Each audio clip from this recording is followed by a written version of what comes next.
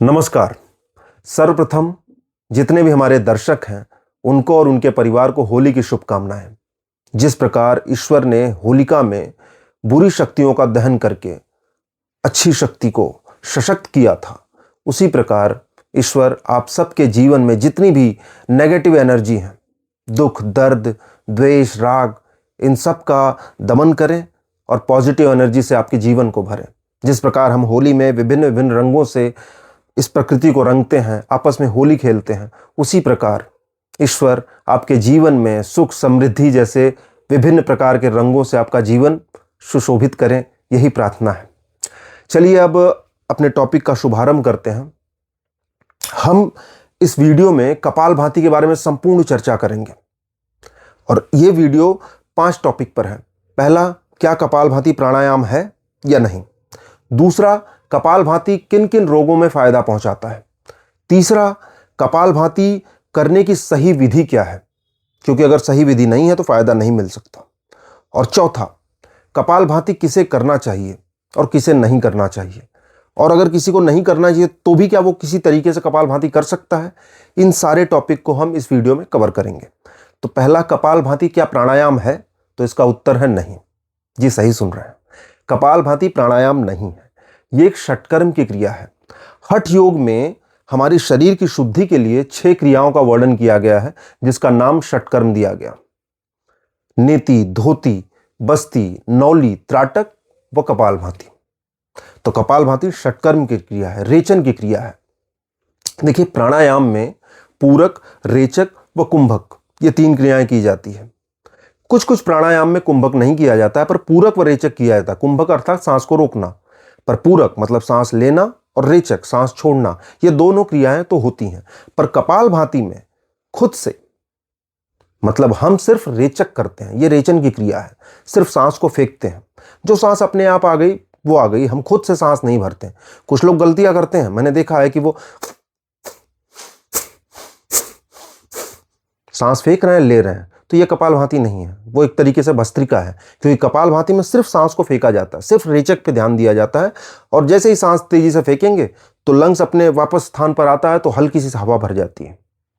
तो ये एक षटकर्म की क्रिया है, प्राणायाम की नहीं। अब दूसरा, कि कपालभाति किन किन रोगों में फायदा पहुंचाता है। देखिए, कपालभाति के ना बहुत फायदे हैं। अगर हम अपने सूक्ष्म शरीर को देखें तो जो सूक्ष्म शरीर के जो हमारे 7 चक्र हैं, उसमें करीब 6 चक्रों पर ये पूरी तरीके से प्रभाव डालता है। अगर आप ध्यान के साथ करेंगे कपालभाति को, तो आपको महसूस होगा कि जो हमारे मूल में मूलाधार चक्र है, ये उस एनर्जी को एक्टिवेट करते हुए स्वाधिष्ठान को भी, यानी फिर पेट के नाभि के हिस्से की तरफ मणिपूरक को भी, और फिर हृदय के स्थान पे अनाहत को भी, विशुद्धि को भी, और आज्ञा चक्र को भी। बहुत थोड़ी मात्रा में सहस्त्रार, पर मेन ये 6 चक्रों को ही ये स्टिमुलेट करता है। और अगर हम स्थूल शरीर की बात करें तो हमारे जितने भी ग्लैंड्स हैं, ये उन पे काम करता है। अब जैसे हमारे पिट्यूटरी ग्लैंड को स्टिमुलेट करता है, कपाल अर्थात मस्तिष्क, भाति अर्थात चमकना, तो मस्तिष्क में जो ये हमारा मास्टर ग्लैंड है, पिट्यूटरी ग्लैंड, जिससे सारे एक तरीके से बाकी सारे ग्लैंड्स को वो कमांड करता है। वही थायराइड को TSH रिलीज करके बताता है कि तुम्हें अब हार्मोन्स को रिलीज करना है। जो थायराइड हमारे पूरे बॉडी के मेटाबॉलिज्म को कंट्रोल करता है, उसे वही पिट्यूटरी ग्लैंड कंट्रोल करता है। पैनक्रियास, अगर हमारा इंसुलिन प्रॉपर ना बना पाए तो डायबिटीज़ हो जाएगा, इंसुलिन सेंसिटिविटी होने लगेगी। लिवर सही से काम ना करे तो हमारा पूरा शरीर खराब हो जाएगा, वो भी एक तरीके का ग्लैंड्स है। तो ये जो, अब हम स्थूल शरीर की बात करें तो जितने भी ग्लैंड्स हैं, कपालभाति उन पे काम करता है। अब जैसे किसी को डायबिटीज़ है तो उसके लिए ये बड़ा लाभप्रद है, किसी को फैटी लिवर है तो उसके लिए बड़ा लाभप्रद है, किसी को साइनस की बड़ी समस्या रहती है उसके लिए रामबाण है, किसी को कॉन्स्टिपेशन, कब्ज, खाना अच्छे से हजम नहीं होता, उसके लिए बहुत अच्छा है।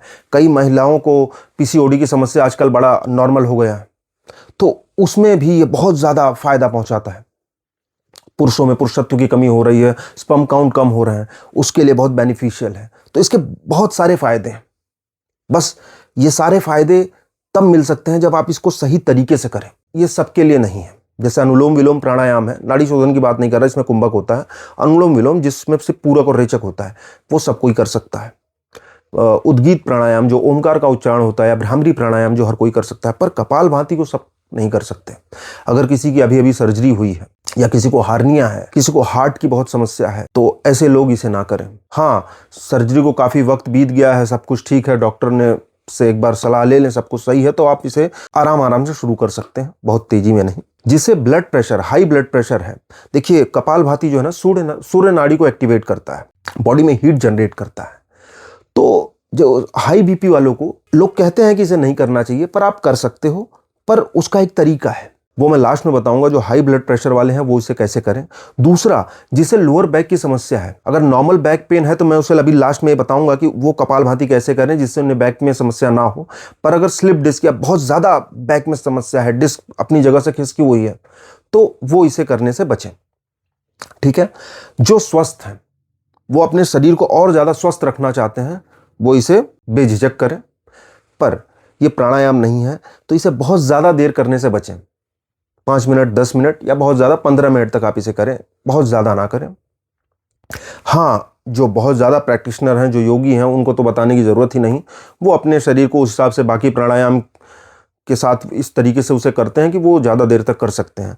पर अगर आप आम जीवन में हो, गृहस्थ हो और सारी चीज़ें कर रहे हो, तो आप नॉर्मल इसे 5, 10 या 15 मिनट तक करें। और जिसे भी, जो भी इसे कर रहा है कपालभाति, सपोज उसने 5 मिनट किया, तो कोशिश करे कम से कम 5 मिनट, या अगर 10 मिनट कर सकता है तो और बेटर है। वो इसके बाद अनुलोम विलोम का प्रैक्टिस करे, वो बहुत ज़रूरी है। पर अनुलोम विलोम भी है, बहुत तेज़ी से नहीं करना है, क्योंकि कपालभाति में आपने सूर्य नाड़ी को एक्टिवेट किया। अनुलोम विलोम में आप चंद्र नाड़ी, सूर्य नाड़ी को बैलेंस करेंगे, पर अगर आप तेज करते हो तो आप उसका फायदा नहीं उठा पाओगे, आप उसमें भी सूर्य नाड़ी को एक्टिवेट कर रहे हो। तो अनुलोम विलोम किस तरीके से करना है, इसका मैंने वीडियो बनाया है, ये आप देख लीजिएगा, मैं लिंक डिस्क्रिप्शन में डाल दूंगा। आपको उसी तरीके से अनुलोम विलोम करना है। अगर कपालभाति आपने 10 मिनट किया तो कोशिश करें कम से कम 10 मिनट या उससे ज़्यादा देर तक अनुलोम विलोम करें। उसके बाद आप भ्रामरी प्राणायाम कर ले, ताकि आपका चंद्र नाड़ी भी एक्टिवेट हो जाए और शरीर बैलेंस में रहे। अब शुरू करते हैं कि इसके करने की सबसे सही विधि क्या है। मैंने देखा है लोग ऐसे बैठे बात कर रहे हैं, कुछ लोग, कई लोगों को मैंने देखा कटी चक्रासन कर रहे हैं या पवन मुक्तासन कर रहे हैं, उसमें भी नहीं, ये बिल्कुल नहीं करना है। कपालभाति में आपकी जो मेरुदंड है, आपकी स्पाइनल कॉर्ड है, वो एकदम सीधी होनी चाहिए, क्योंकि आप इसमें आप महसूस करते होंगे क्यों लोअर बैक वालों को, जिसको समस्या है, उसे अवॉइड करने की कोशिश की जाती है, उसे नहीं करने दिया जाता है, क्योंकि आप झटके से इसमें सांस को फेंक रहे हो। और अगर इसमें आपकी स्पाइन ऐसे फोल्ड है, आप इसे कर रहे हो, तो आपके लंबर वर्टेब्रा में L4, L5 में दिक्कत हो सकती है, आपको लोअर बैक में दर्द हो सकता है, आपकी स्लिप डिस्क खोसने की समस्या हो सकती है। अगर गर्दन झुका के या यहाँ वहाँ देखते हुए कर रहे हो तो मेरुदंड आपका सीधा नहीं है, सर्वाइकल वर्टेब्रा आपका स्ट्रेट नहीं है, तो आपको सर्वाइकल स्पॉन्डिलाइसिस हो सकता है। तो कोशिश करें कि आप एकदम स्ट्रेट बैठेंगे, मेरुदंड आपका एकदम सीधा होना चाहिए, ताकि आपको इसका, योग का आपको लाभ उठाना है, ना कि हानि। आजकल योग को लोग एकदम एक्सरसाइज की तरह बना दिए, जितना तेजी, पता नहीं कितना तेज करते हैं, वो योग को योग नहीं रहने दिए। एक तरीके से पूरा उसमें एरोबिक डाल दे रहे हैं, जुम्बा डाल दे रहे हैं, उसे योग को योग छोड़ के बाकी सब कुछ बना दिए हैं, बहुत तेजी में कर रहे हैं। योग का मतलब है मन को शांत करना। एरोबिक से जो कार्डियो कर रहे हो, आप जुम्बा कर रहे हो, जैसे आप सिर्फ कैरेडिक हार्ट को, हार्ट मसल जो है और बाकी ये सब, इनको स्केलेटस मसल्स को स्ट्रांग कर रहे हो।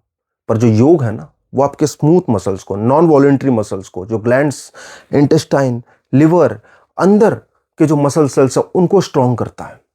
पर वो तब होता है जब आप उसको पूरे ध्यान के साथ, पूरे आत्मचिंतन के साथ, प्रसन्नता के साथ उसे महसूस करते हुए, मन को शांत करते हुए करेंगे, ना कि भाग दौड़ और बहुत तेजी में करना है। ठीक है। तो स्पाइन आपकी स्ट्रेट हो गई। बैठने का जो आसन है, आप किसी भी आसन में बैठ सकते हो, सुखासन में बैठ सकते हो, पद्मासन में बैठ सकते हो, अर्ध पद्मासन में बैठ सकते हो, वज्रासन में बैठ सकते हो। अगर घुटनों में समस्या है तो आप कुर्सी पर बैठ के पैर नीचे लटकाकर आराम से, नीचे कोई दरी या योगा मैट रहे पैर के तालू के नीचे, वैसे भी बैठ के कर सकते हो। स्पाइन एकदम स्ट्रेट होनी चाहिए। हाथ की मुद्रा, आप ज्ञान मुद्रा लगा लीजिए, या वात की समस्या हो तो वायु मुद्रा लगा लीजिए। ठीक है। शरीर एकदम सीधा हो गया, आंखें बंद। जो बिगनर्स हैं, जो अभी शुरुआत कर रहे हैं, अगर, तो वो कोशिश करें कि जैसे 1 मिनट में 60 सेकंड होते हैं, तो हर 1 सेकंड में एक बार, जल्दी जल्दी करने की जरूरत नहीं है। जल्दी और स्लो से कोई बहुत ज्यादा अंतर नहीं होगा लाभ का। मेन है कि आप जब आप ये कर रहे हैं आंखें बंद होगी, पूरा ध्यान जो है आपके रेचक पे, इसमें पूरक नहीं करना है, सिर्फ सांस फेंकने पर ध्यान देना है। आप झटके में सांस फेंकोगे, डायफ्राम ऊपर जाएगा, लंग्स कॉन्ट्रैक्ट होगा, झटके में पूरा सांस बाहर जाएगी। और जब फेंकने के बाद जो रुक रहे हो तो लंग्स वापस अपनी स्थिति में आ रहा है, तो हल्की सी सांस खुद ब खुद आपके शरीर के भीतर आएगी। आप लोगे नहीं, ऐसे भरोगे नहीं, सांस छोड़े, हल्की सी सांस अपने आप आ गई, बस वही है। पूरा ध्यान इसमें सिर्फ रेचक पर किया जाता है, पूरक पर नहीं। और जो बिगनर्स हैं वो 1 सेकेंड में 1 बार करें, मतलब 1 मिनट में आप 60 बार कर रहे हैं। आप टाइमर लगा लीजिएगा ताकि आपका पूरा ध्यान जो है ना, ये काउंटिंग पर ना जाए, आपका ध्यान सिर्फ आपकी सांसों की क्रिया पर हो। और जो ज़्यादा मतलब जो बिगनर से आगे हैं, जो कई दिनों से प्रैक्टिस कर रहे हैं, वो 1 सेकेंड में 2 बार भी कर सकते हैं, मतलब 1 मिनट में उनका 120 बार हो रहा है। मेन उस पर फोकस नहीं है, आप जितने शांति के साथ, जितना सुखमय महसूस कर सकते हैं, उस हिसाब से आप इसे करिएगा। और एक भ्रांति इसमें है कि लोग ना सिर्फ पेट पे ध्यान देने की कोशिश करते हैं कि उनका पेट अंदर जा रहा है कि नहीं। देखिए, आप ना सिर्फ सांस फेंकने पर ध्यान दीजिए। जब आप झटके में सांस फेंकेंगे, अपने आप, किसी का ज़्यादा किसी का कम, लेकिन पेट अंदर ही जाता है। मैं नॉर्मल सांस की बात नहीं कर रहा, उसमें कई लोगों की गलतियां होती हैं, जैसे सांस भरें तो पेट बाहर आएगा, सांस छोड़ें तो पेट अंदर जाएगा। पर नॉर्मल सांस में कई बार कई लोगों की वो होता है, उल्टा चलती है। पर कपालभाति में तो आप जब भी सांस फेंकेंगे तो आपका हल्का पेट अंदर ही जाएगा, तो पेट पे ध्यान नहीं देना, आपको सिर्फ आपकी सांस की, आपके रेचक की क्रिया पर ध्यान देना है। और इसमें मैं देखता हूँ कई लोग इस तरीके से अलग अलग प्रकार का मुंह, मतलब बड़ा ऐसा लगता है कि बहुत मेहनत कर रहे हैं। नहीं, जब आप इसे कर रहे हैं, योग में ना मन को शांत करना है। योग अपने आप में पूरे मन को शांत कर देता है। तो ये क्या है? रेचक की क्रिया, टॉक्सिन्स को आपके शरीर से बाहर निकाल रहा है। हर एक सेल्स जो हमारे पूरी बॉडी बनी है, अरबों खरबों सेल्स से मिलके बनी है, वो ऑक्सीजन को, बाकी न्यूट्रिशन के ऑब्जर्वेशन के लिए ऑक्सीजन की मदद लेते हैं, जिससे एटीपी जनरेट होता है। और इन सारी क्रियाओं में कार्बन डाइऑक्साइड को वो रिलीज करते हैं, और उसी कार्बन डाइऑक्साइड को, उसी टॉक्सिन्स को हम ज़्यादा मात्रा में बाहर फेंक रहे हैं। तो हम अपने शरीर की शुद्धि कर रहे हैं। तो हमारे अंदर एक अलग सी कांति होनी चाहिए, प्रसन्नता होनी चाहिए कि हम अपने शरीर के विकारों को बाहर फेंक रहे हैं। तो चेहरे पर वो खुशी वाला भाव, मन में एकदम शांति, और आप इसे करें।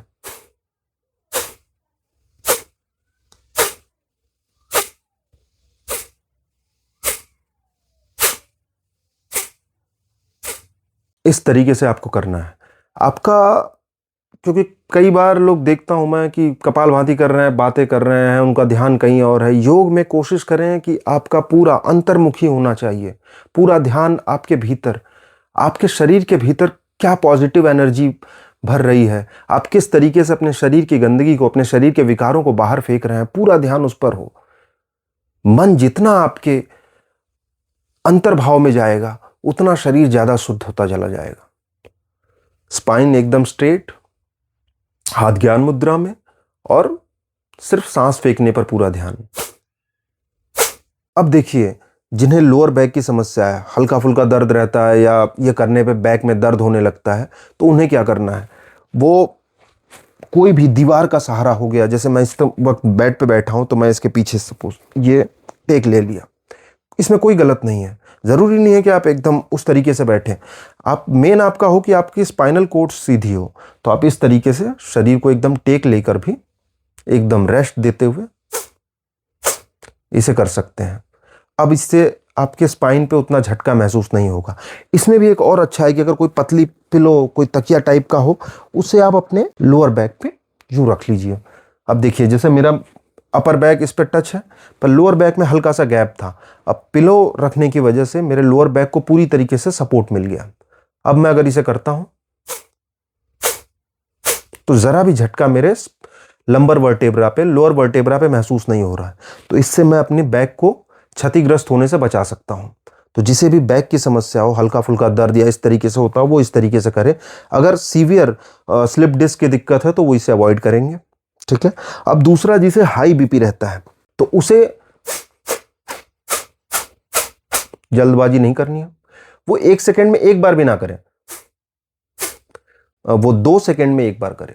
जैसे 1 मिनट में नॉर्मल कोई बिगनर्स हैं जो सब कुछ सही है, स्वस्थ हैं, वो 1 मिनट में 60 बार कर रहे हैं, तो जिन्हें हाई बीपी की समस्या है वो 1 मिनट में सिर्फ 30 बार करें। 2 सेकेंड में करें, रुक जाएं, करें, रुक जाएं, करें, रुक जाएं, और बहुत ज़्यादा तेजी में भी ना करें। इस तरीके से करेंगे तो आप इसके पूरे लाभ को भी उठा सकते हैं और शरीर को किसी प्रकार की हानि भी नहीं होगी। और ऐसे तो सबको कपालभाति करने के बाद जितने मिनट तक आपने कपालभाति किया, कम से कम उतना मिनट या उससे डबल आपको अनुलोम विलोम करना है, भ्रामरी करना है, उद्गित करें तो और अच्छा है। पर जिसे हाई बीपी की समस्या है वो खास करके कपालभाति करने के बाद, अगर आपने 5 मिनट कपालभाति किया तो 10 मिनट कम से कम आपको अनुलोम विलोम करना है, एकदम धीरे धीरे। अनुलोम विलोम की वीडियो मैंने बनाई है, उसे आप देख लीजिएगा। उसके बाद आप भ्रामरी करिए, आप इसके लाभ को कई गुना बढ़ा देंगे। बस इस वीडियो में इतना ही। आपकी क्या राय है कमेंट बॉक्स में लिखिएगा। जल्द ही मिलते हैं अगली वीडियो में। ओम शांति।